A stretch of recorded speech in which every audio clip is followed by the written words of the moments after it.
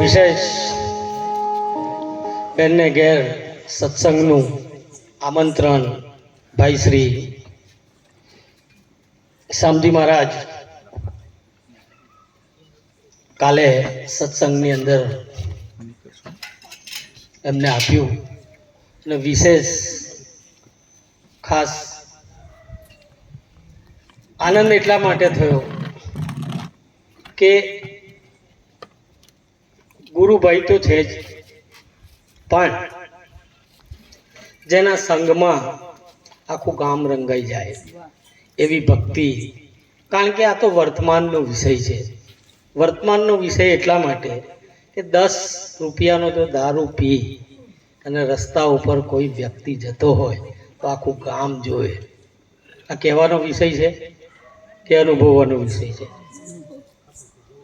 કોઈને કહેવું પડે કે તમે ભણેલા છો કે અભણ છો? કોઈ સાબિતીની જરૂર જ નહીં. કારણ કે જે દેખાય છે ભક્તિની અંદર, આપણા જીવનની અંદર આપણું વર્તમાન સુધરે. ગુરુની ભક્તિ કરવાથી શું થાય? ગુરુની ભક્તિ કરવાથી આપણું વર્તમાન એટલું ઉજ્જવળ બને, અને ઉજ્જવળતાની અંદર ગુરુના નામથી જ્યારે આપણે ઓળખાઈએ ત્યારે આપણી ભક્તિ ધન્યવાદ તરફ જાય છે. તો કૃષ્ણ ભગવાનના જીવનની અંદર એક એવો સમય આવ્યો, કારણ કે આ તો આ ગામની અંદર જે વ્યક્તિઓ બધા રહે છે એ કૃષ્ણ ને વરેલા આ વંશજો છે. કૃષ્ણની સાથે એમનું જીવન એટલું ઓતપ્રોત રીતે ગયું છે કે એના ડીએનએમાં કૃષ્ણ મળે તમને, બરોબર? કારણ કે આહિર શબ્દનો અર્થ, હીરની જે દોરી છે ને એની અંદર ગાંઠ ના પડે, અને ગાંઠ પડી જાય તો એ છૂટે. તો આપણા જીવનની અંદર ભક્તિની ગાંઠ જો પડી જાય તો આપણો એક ઠહેરાવ આવે. તો એક ગામની અંદર એક સબ્જીવાળા હતા. લારી લઈને બધાને બૂમો પાડે કે ભાઈ લો બટાકા, લો બટાકા, લો બટાકા. તો જેના ઘરની અંદર બટાકા ના હોય એ જ લેવા નીકળે ને, કે બીજા નીકળે કોઈ લેવા?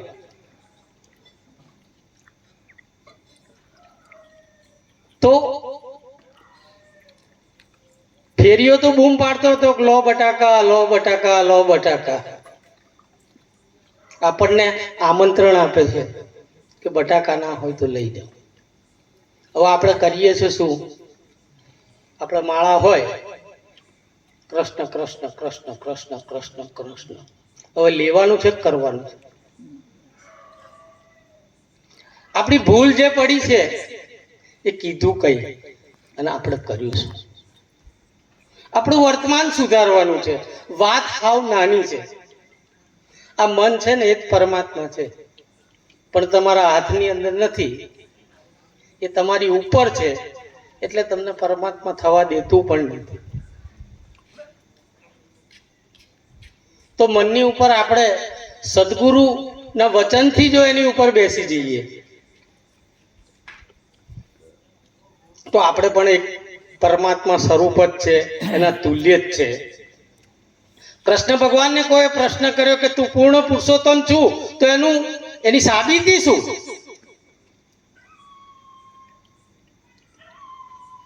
કારણ કે જે બન્યા છે ને, જેને દાવો કર્યો છે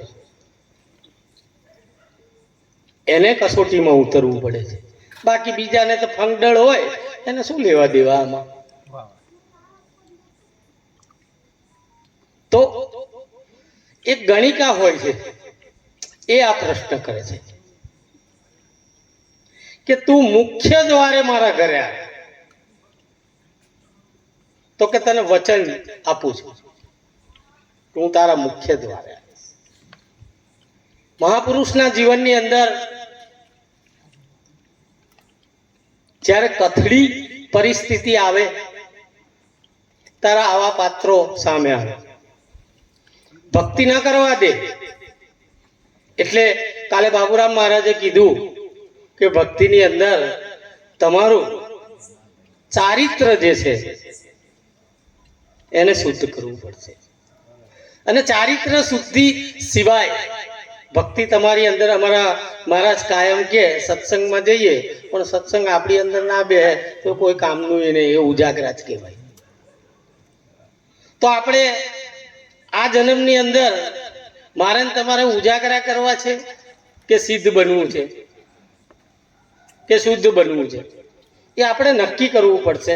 આપણા હૃદય સાથે, આપણા મન સાથે. આખું જગત આ મનને પરમાત્મા કહેતું હોય તો આ મનને મારે ઓળખવું છે. તો આ મન સી રીતે ઓળખાય? તો મનને ઓળખવાની ચાવી માત્ર સંતોના ચરણોમાં છે. સદગુરુ નું કામ અને નિરાત મહારાજનો જે મહિમા છે એ ગ્રહસ્થી ની અંદર પરમ તત્વને ખીલાવવાની વાત છે.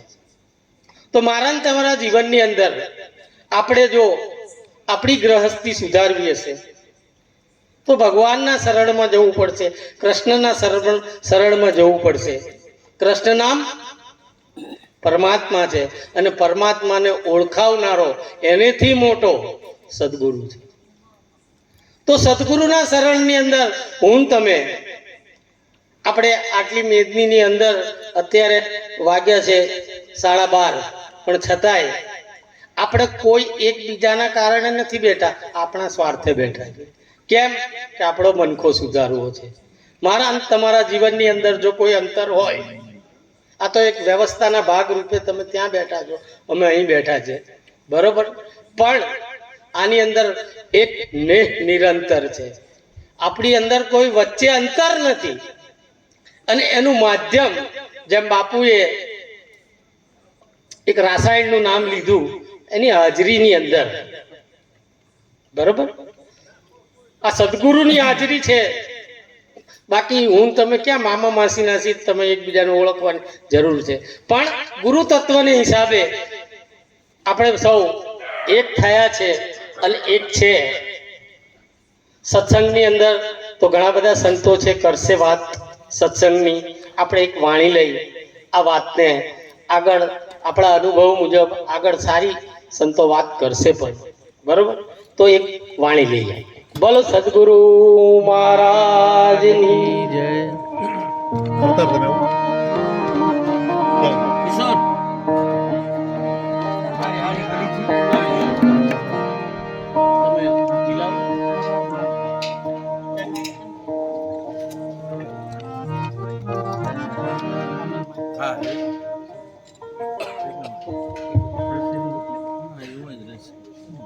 રંગમાં ને રસિયાના રંગમાં સાચું સ્વરૂપ ઓળખાય.